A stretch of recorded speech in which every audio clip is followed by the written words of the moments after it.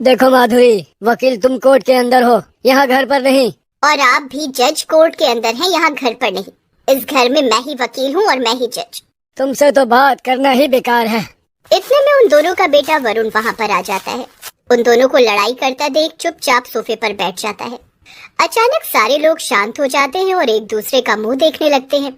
अरे आप लोग इस तरह मेरी तरफ क्यों घूर रहे हैं? ऐसा लग रहा है कि एक तरफ वकील है, एक तरफ जज और मैं कटघरे में खड़ा अपराधी।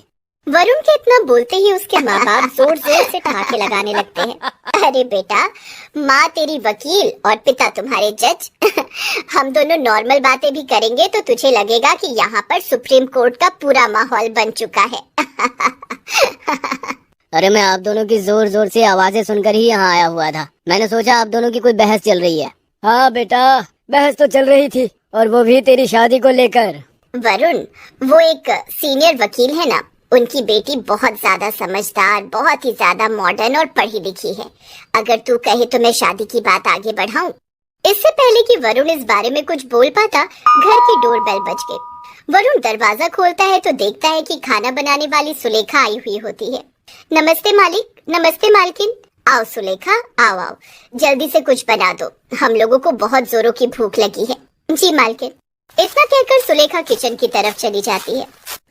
माँ पिताजी, आप लोग बातें करो, मुझे जरा ऑफिस का काम करना है, मैं अपने कमरे में जाता हूँ। इतना कहकर वरुण अपने कमरे में चला जाता है। इस लड़के से जब भी शादी की बात करो, कोई न कोई बहाना बनाकर चला जाता है। सुलेखा खाना बना रही होती है कि तभी किचन में चुपके से वरुण आ जाता है। क्या बना रही है मेरी रानी? धीरे बोलो वरना आपके माता पिता सुन लेंगे तो क्या सोचेंगे। अरे सोचने दो जो सोचना है। अब मैंने फैसला कर लिया है, मैं घर वालों को सारी सच्चाई बताने वाला हूँ, क्योंकि घर वाले मुझ पर शादी का प्रेशर दे रहे हैं। मुझे लगता है आपके माँ बाप आपकी शादी मेरे साथ नहीं होने देंगे। आप लोग कितने पढ़े लिखे हो, कितनी बड़ी फैमिली है आप लोगों की, और मैं ठहरी एक विधवा माँ की गरीब और कम पढ़ी लिखी लड़की। अरे तुम ऐसा क्यों सोचती हो? हर किसी को एक समझदार और संस्कारी लड़की चाहिए होती है, और तुम बहुत अच्छी हो, मैं तो तुमसे ही शादी करूंगा। उन दोनों की ये बातें वरुण के माँ बाप चुपके से सुन रहे होते हैं, पर वहाँ पर कुछ नहीं बोलते। वो दोनों अपने कमरे में जाकर उस बारे में बात करते हैं। देख रहे हैं आप शहर के बहुत बड़े जज बनते हैं। कोई सुनेगा कि आपने अपने घर की नौकरानी को ही अपनी बहू बना लिया तो क्या सोचेंगे लोग? क्या सोचेंगे मतलब? अच्छा ही सोचेंगे। लोग सोचेंगे कि इतने बड़े जज होने के बावजूद एक साधारण सी लड़की को अपनी बहू बना ली। देखिए, मैं मानती हूँ कि सुलेखा एक अच्छी और सुलझी हुई लड़की है, लेकिन एक गंवार लड़की को हम लोग अपने घर की बहू कैसे बना सकते हैं? तुम्हें याद है माधुरी, हम जितनी बार भी वरुण से शादी की बात करने की कोशिश करते हैं, उतनी बार ही वो टाल देता है। अब पता चला कि वो सुलेखा से प्यार करता है, इसी वजह से शादी से दूर भागता था। अपने बेटी की खुशी में ही हमें खुशी देखनी चाहिए माधुरी।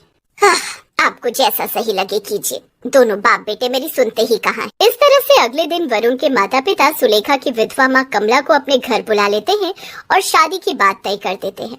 देखिए, वरुण की पसंद के सामने हम कुछ नहीं कह सकते। आज तक हमने वरुण को हर वो चीज दी है जो उसे पसंद थी, तो शादी भी उसकी पसंद की होनी चाहिए। लेकिन सुलेखा, आज के बाद तुम इस घर में खाना नहीं बनाओगी, क्योंकि तुम अब इस घर की मालकिन बनने वाली हो। अब यहाँ काम करने के लिए कोई दूसरी आएगी।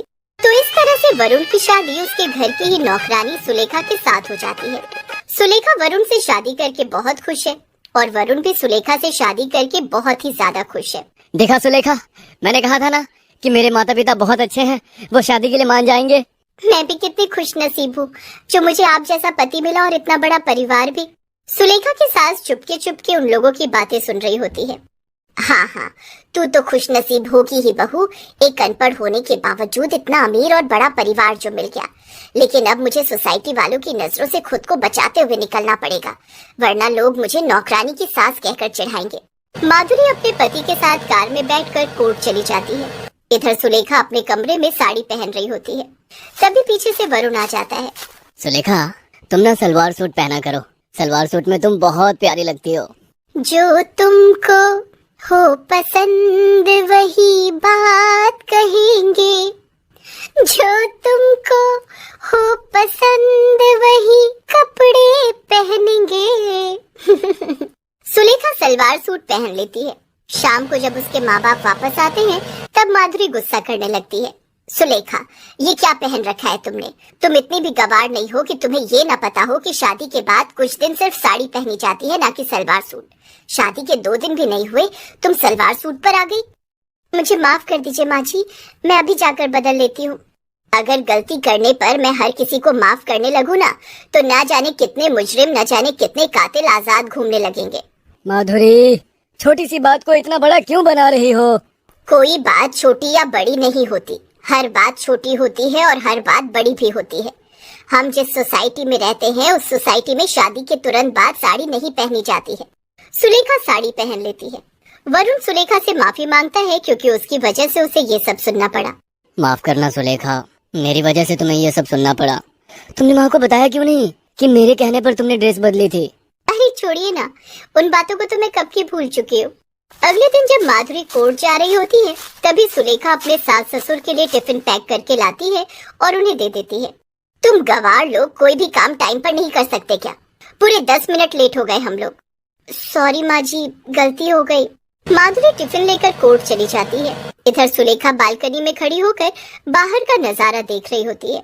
तभी उसकी नजर एक बच्चे पर जाती है जो सड़क पर खेल रहा होता है, और तभी सामने से एक ट्रक बहुत ही तेज स्पीड के साथ आ रहा होता है। सुलेखा चिल्लाती रहती है लेकिन कोई नहीं सुनता।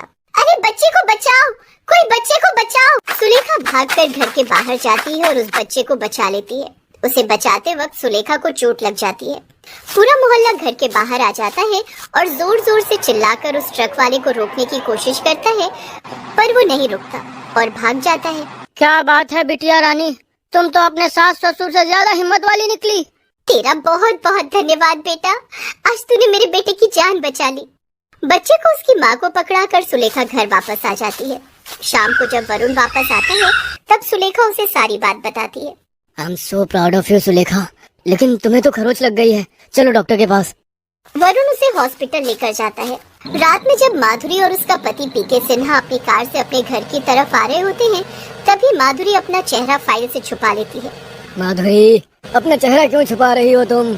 जब से वरुण की शादी हुई है, सोसाइटी वाले मुझे अजीब नजरों से देखने लगे हैं। सभी की बहुएं पढ़ी लिखी हैं, किसी न किसी कंपनी में जॉब करती है, पर मेरी बहू अनपढ़, नाक कटा दी मेरी। इतने में माधुरी देखती है कि उसकी कार के पास पूरे सोसाइटी वाले इकट्ठा हो रहे हैं। इतने सारे लोग हमारी गाड़ी के सामने क्यों इकट्ठा हुए हैं? इस गवार ने फिर कोई न कोई हरकत कर दी होगी। कंप्लेन लेकर आए होंगे ये लोग हमारे पास। मैं कार में ही बैठी हूँ, आप ही बात करो मोहल्ले वालों से। जज पीके सिन्हा कार से बाहर आते हैं और सोसाइटी वालों का सामना करते हैं। माधुरी चुपके से उन लोगों की बातें सुन रही होती है। क्या हुआ भाई साहब, हम लोगों से कोई गलती हो गई? सिन्हा साहब, आज आपकी बहू ने वो कर दिखाया जो शायद कोई ना करता। इस सोसाइटी में बहुत सारे पुलिस ऑफिसर्स के बेटे, बहुत सारे बॉडी बिल्डर रहते हैं, उन लोगों ने भी ऐसा कुछ नहीं किया जो आपकी बहू ने कर दिखाया आज। अरे ऐसा क्या कर दिया मेरी बहू ने दीक्षित जी? पूरी सोसाइटी मिलकर सारी कहानी जज साहब को बताती है। वो लोग उसकी बहू की खूब तारीफ करते हैं।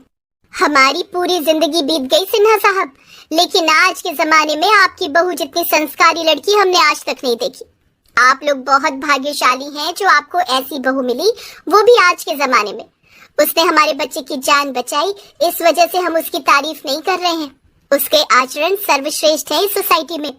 ये सब सुनकर माधुरी को अपने कानों पर यकीन नहीं होता। खैर, थोड़ी देर बाद सारे सोसाइटी वाले सिन्हा साहब के घर पहुंच जाते हैं उसकी बहू से मिलने के लिए। सभी लोग उसका धन्यवाद अदा करते हैं। आप लोग उस छोटी सी बात को बहुत बड़ा बना रहे हैं। मेरी जगह कोई भी होता वो यही करता जो मैंने किया। बहू, मुझे माफ कर देना।